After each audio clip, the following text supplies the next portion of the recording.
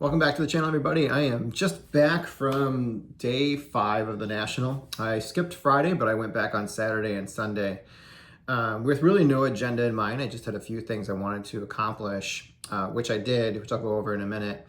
And I was able to still pick up a few things, which I wanted to kind of share with you shortly. But I wanted to kind of just start out again. This was just a wonderful experience, I think, all the way from the beginning to the end. It was just great seeing everybody that was out in the community. It was kind of like talking to people you knew for years, even though you maybe never met them at all in person. So that aspect of it was a lot of fun. Getting to know like some of the dealers too, as you spent time at their tables, was definitely an added bonus.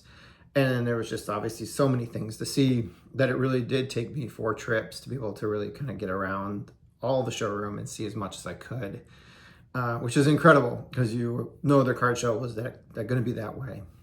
So starting with Saturday, I went there with the intention of submitting to SGC and meeting up some friends that live here locally. So we walked around for a few hours and I went to SGC and made my submission early in the morning, usually right around 10 o'clock when I first got there. And you'll see that video of what I'm submitting later on this week. I did a separate video that will come out later this week.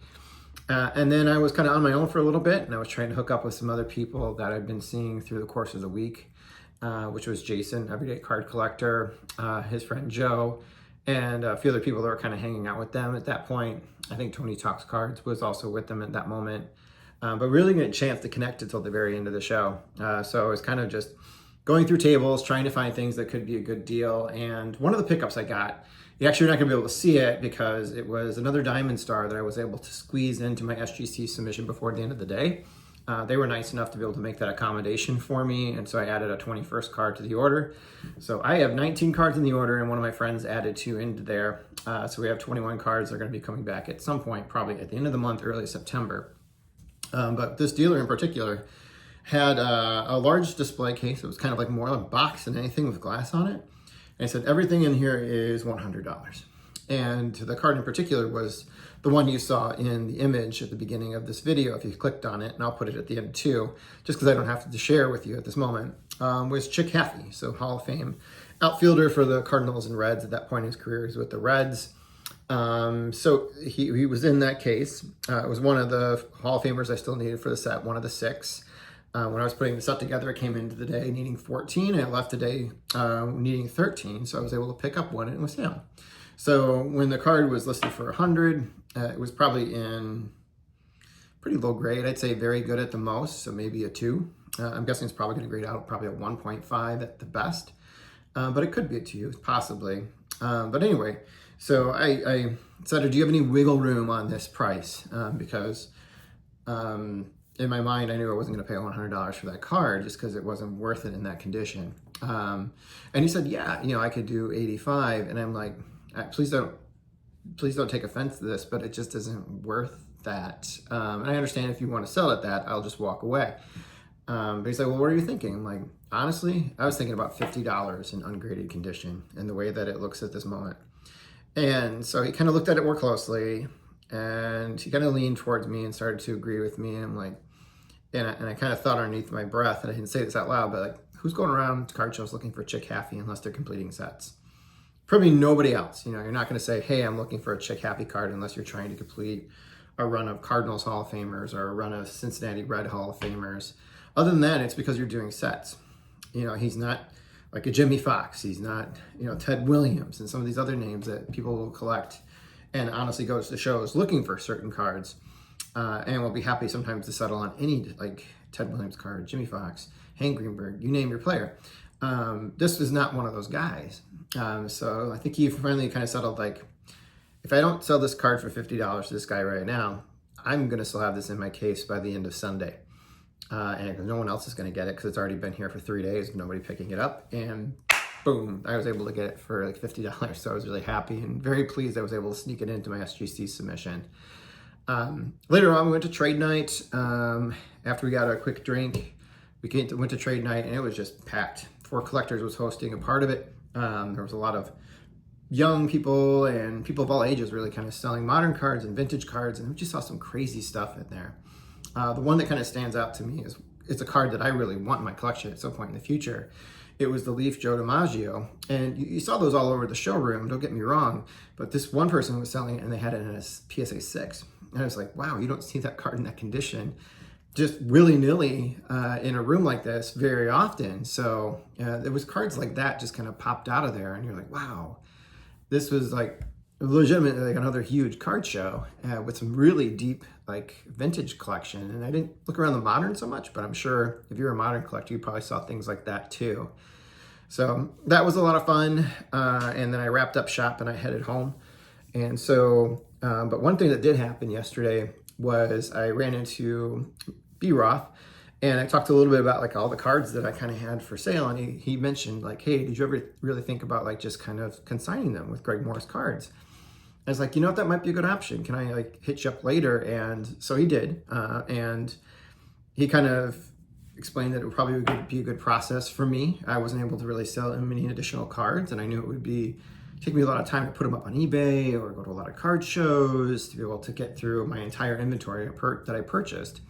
So that's what I did. I came here on Sunday with the intention of submitting pretty much 200 plus cards, 50 of which are graded.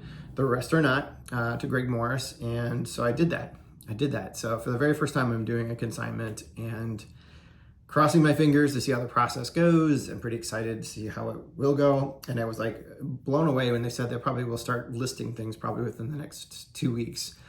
And a lot of it's football, so I can't imagine like probably kind of fits what they're probably wanting to list over the course of the next month and a half with the football season upon us.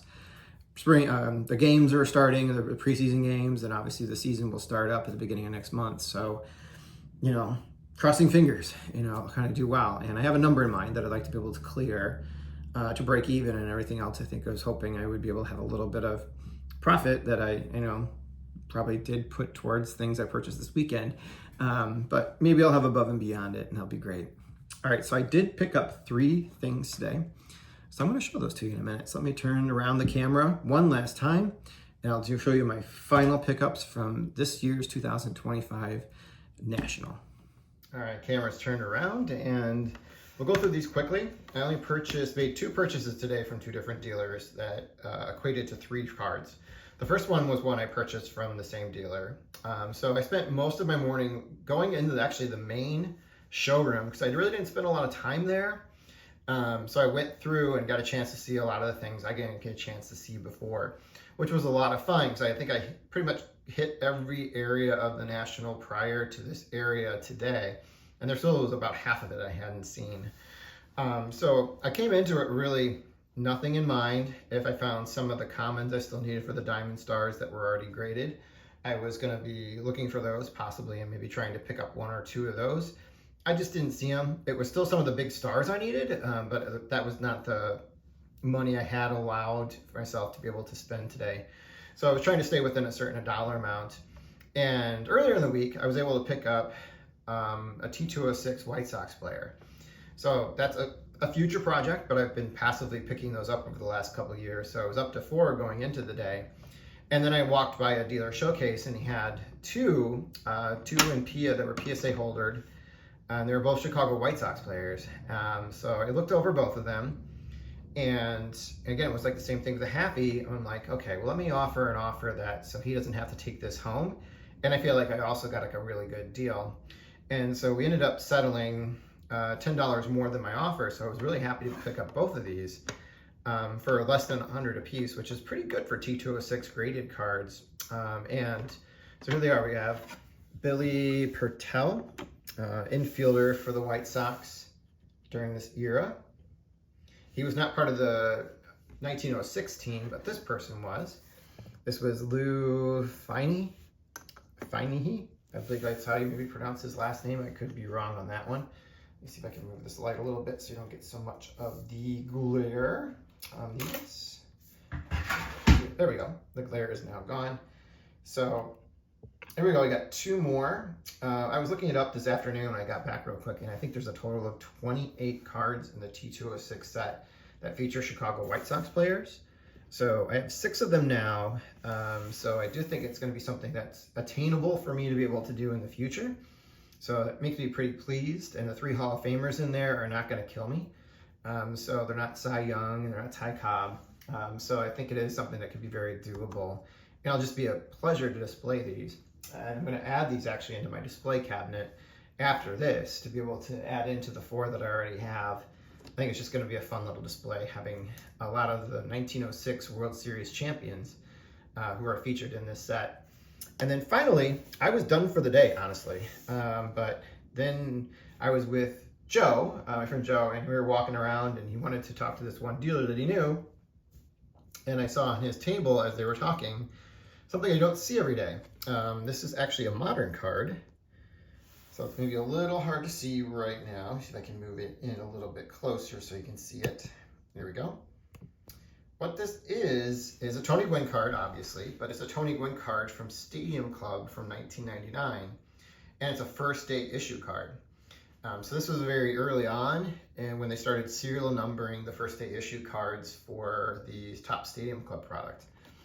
And so this one was numbered out of 200 on the back here.